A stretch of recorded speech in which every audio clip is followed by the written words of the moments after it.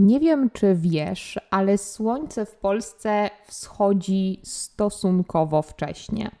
Teraz na przykład w Warszawie słońce wschodzi o 7:19, czyli wcześnie, jeśli porównamy z innymi państwami europejskimi, pod koniec października. Ostatnio mam okazję przebywać trochę na zachodzie Francji i mimo, że nie ma różnicy czasu między Polską a Francją, to mam wrażenie, że chyba powinna być, bo tutaj słońce wschodzi w tej chwili o 8:30, czyli bardzo późno jak na porę, do której jestem przyzwyczajona. To wszystko zainspirowało mnie do tego, żeby opowiedzieć Ci o nadchodzącej zmianie czasu i o tym, jak wschód i zachód słońca wpływają na rytm życia w Polsce. Jeśli jeszcze mnie nie znasz, to ja jestem Ania, jestem nauczycielką języka polskiego jako obcego, a to jest Płynnie po polsku, kanał i podcast dla osób uczących się języka polskiego jako obcego. Pamiętaj, że podcast możesz znaleźć na różnych platformach, takich jak Spotify, Google Podcasts, możesz go też znaleźć na YouTubie. Na YouTubie znajdziesz też napisy po polsku i po angielsku, a na mojej stronie internetowej płyniepopolsku.pl znajdziesz transkrypcję do tego podcastu. No to teraz możemy zaczynać. Czy znasz słownictwo związane ze wschodem i zachodem słońca? Myślę, że warto byłoby zacząć od tego. Oczywiście pewnie wiesz, czym jest wschód słońca i zachód słońca. Od wschodu słońca mamy też czasownik wschodzić, więc możemy powiedzieć słońce wschodzi o 8 albo o 7. Od zachód tak samo mamy czasownik zachodzić i możemy powiedzieć, że słońce zachodzi o 19 czy o 20 czy o innej godzinie. Ale nie musimy mówić wschodzi i zachodzi, mamy inne słowa, które wyrażają coś podobnego. Jeśli chodzi o wschód, możemy na przykład powiedzieć, że rozjaśnia się, że się rozjaśnia. Rozjaśnia się, jak sama nazwa wskazuje, pochodzi od jasny, czyli zaczyna robić się jasno, rozjaśnia się. Mamy też słowo rozwidniać się. Tak samo, zaczynać robić się widno, jasno. Widno mówimy na jasno, rozwidnia się. Mamy też trochę bardziej literackie słowo świtać. Świta to znaczy, że słońce wstaje, że słońce wschodzi. No właśnie, możemy też po prostu powiedzieć słońce wstaje, tak jak człowiek wstaje. Od świtać mamy też rzeczownik świt. To znaczy ten początek dnia, poranek, ten moment, kiedy słońce zaczyna wschodzić. Świtać, świt, tak jak mówię, są to dosyć literackie słowa, więc nie używamy ich w naturalnej konwersacji. Chociaż to zależy, kto jaką ma konwersację i jaki poziom konwersacji. Podobnie jest z zachodem, zamiast mówić słońce zachodzi, możemy powiedzieć, że się ściemnia. Ściemnia się, czyli robi się ciemno. Możemy też powiedzieć, że zapada zmierzch, albo zapada zmrok, albo zapada noc, czyli zaczyna być zmierzch, noc albo zmrok. Warto wspomnieć o tym, że nawet w Polsce są różne godziny wschodu i zachodu słońca. W tej chwili słońce najwcześniej wschodzi w Rzeszowie. Rzeszów to miasto położone w południowo-wschodniej części Polski. Słońce wschodzi tam teraz o godzinie 7:10 mniej więcej. Najpóźniej słońce wschodzi teraz w Świnoujściu około 7:50. To taka powtórka z godzin przy okazji. Czyli najpóźniej słońce wschodzi w północno-zachodniej części Polski. Z kolei jeśli chodzi o zachód słońca, to słońce najwcześniej zachodzi w północno-wschodniej części Polski i powtórzenie z kierunków geograficznych jeszcze przy okazji, w Suwałkach. Suwałki są właśnie położone w północno-wschodniej części Polski. Tam słońce zachodzi najwcześniej, około 17:08, a najpóźniej słońce zachodzi w Jeleniej Górze, czyli w południowo-zachodniej części Polski, około 17:45. Jeśli chodzi o najkrótszy i najdłuższy dzień, to najkrótszy dzień jest teraz we Władysławowie. Władysławowo jest położone nad morzem, to miasto w północnej Polsce. Może ktoś z Was już tam był, kiedy byliście nad Morzem Bałtyckim.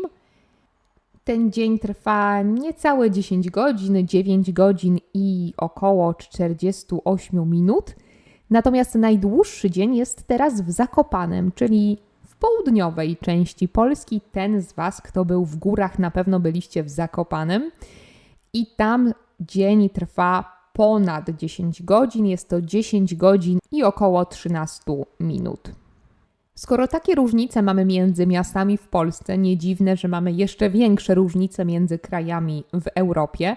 Tak jak mówię, różnice pomiędzy zachodnią Francją a wschodnią Polską są ogromne.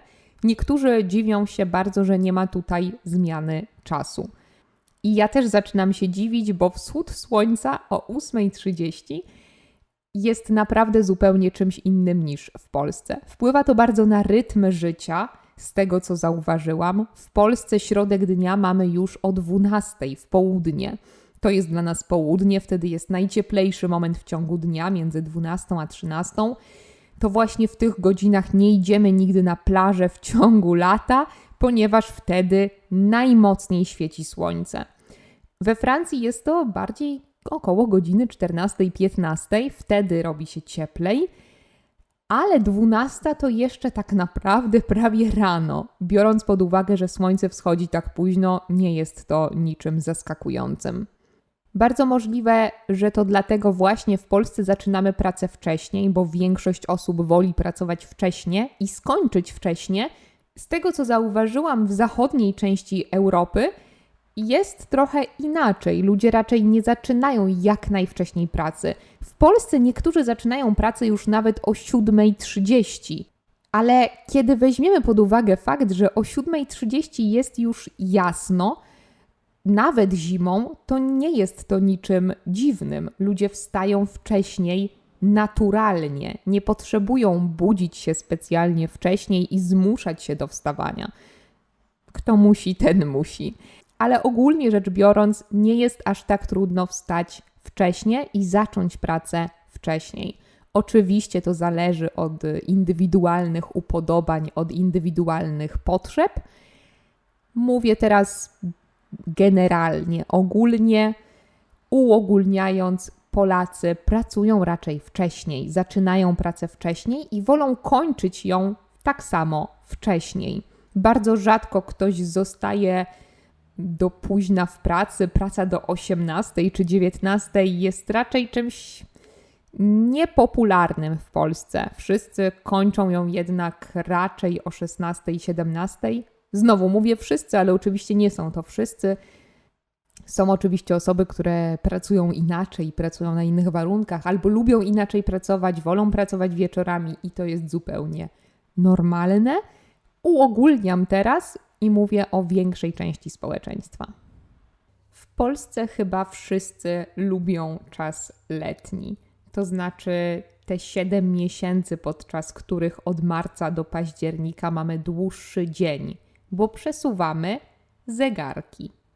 Dzięki temu dzień staje się dłuższy. Rano słońce wschodzi, co prawda później, ale dzień staje się dłuższy. Czas zimowy, który teoretycznie jest naszym naturalnym czasem, to nie jest czas, który lubią Polacy, bo dzień wtedy z kolei staje się zdecydowanie krótszy. Teraz, tak jak powiedziałam, słońce zachodzi o 17:40 mniej więcej, o 17:30. Niestety już za tydzień, za kilka dni nawet będzie to 16:30 i tak będzie się to skracać. Ten dzień będzie się skracać aż do 22 grudnia. Zmiana czasu zresztą budzi ogromne kontrowersje. Nie wiem, jak jest w Twoim kraju, czy też masz zmianę czasu, bo nie wszystkie kraje zmieniają czas. W Polsce czas zmieniamy. mimo że ta zmiana czasu, tak jak mówię, budzi kontrowersje.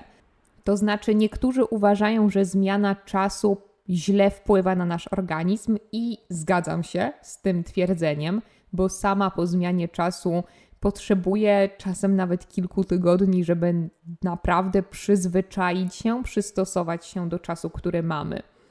Bardzo źle wpływa na sen i często na nasze zdrowie. Podobno zwiększa się przez to liczba udarów i wypadków, ponieważ przez zły sen, przez to, że źle śpimy, mamy później wypadki samochodowe.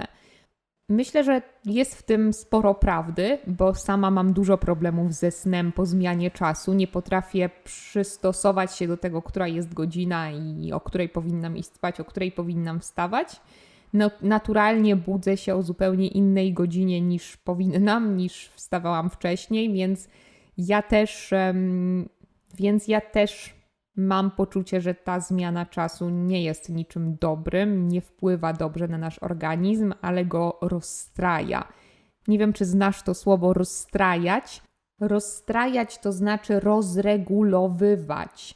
Rozregulowywać wzięło się od rozstrajania, to znaczy rozregulowywania instrumentów muzycznych, ale mówimy tak też o zdrowiu, o systemie, o organizmie, ale też o różnych mechanizmach, urządzeniach.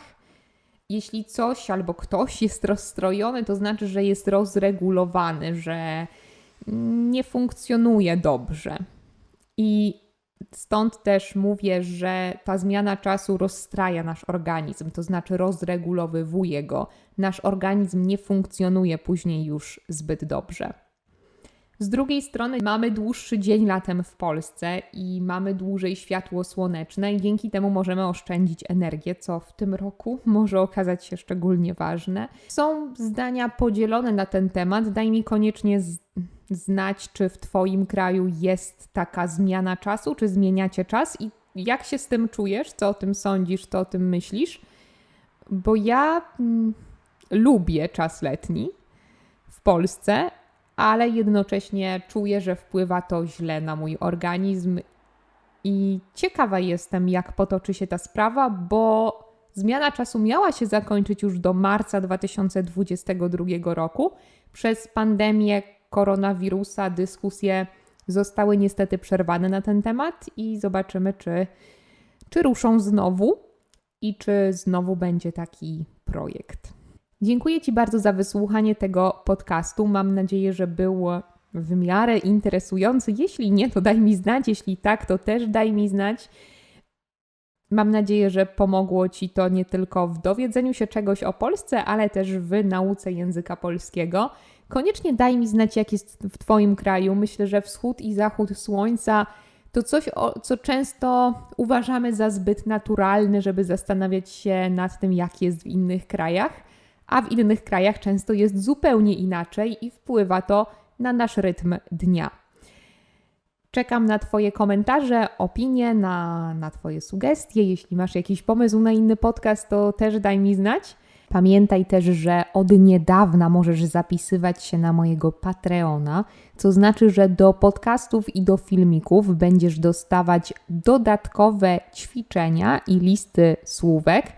Mam nadzieję, że dotychczasowe ćwiczenia podobają się moim patronom. Jeśli jeszcze tego nie widziałaś, nie widziałeś, to koniecznie zajrzyj na mojego YouTube'a. Tam znajdziesz linka do Patreona albo wpisz po prostu Patreon płynnie po polsku. Są do wyboru 3 oferty, 3 pakiety i na pewno każdy znajdzie coś dla siebie. A ja żegnam się z Tobą. Papa i jeśli zmieniasz czas, to powodzenia ze zmianą czasu, powodzenia z rozstrojeniem organizmu. Papa.